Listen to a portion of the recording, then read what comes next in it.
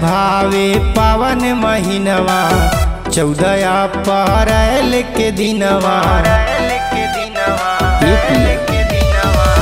मन भावे पावन महीनवा 14 अप्रैल के दिनवा।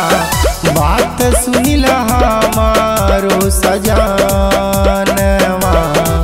भीम बाबा के मनाइब हम जनमवा। भीम बाबा के मनाइब हम जनमवा।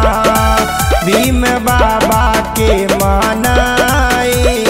बाबा के मनाइब 14 अप्रैल के दिनवा। अप्रैल के दिनवा। Music by Ravindra Kumar. जय भीम।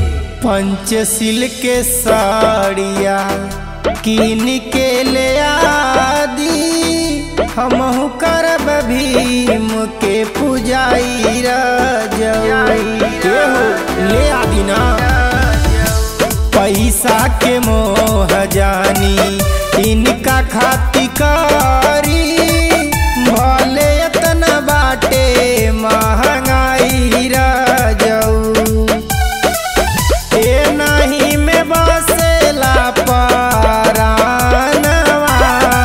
भीम बाबा के मनाइब हम जनमवा। भीम बाबा के मनाइब हम जनमवा। भीम बाबा के मनाइब। बाबा के मनाइब 14 अप्रैल के दिनवा। जय भीम। अप्रैल के दिनवा। अप्रैल के दिनवा।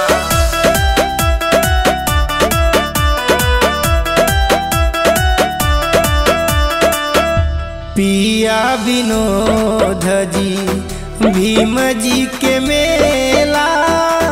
हमरो के आसो घुमाई दे घुमा दी।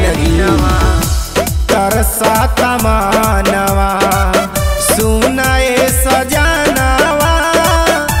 बाबा के दर्शन कराई देती जी। सुनिए रवि जी मोर कहानवा। भीम बाबा के मनाइब हम जनमवा। भीम बाबा के मनाइब हम जनमवा।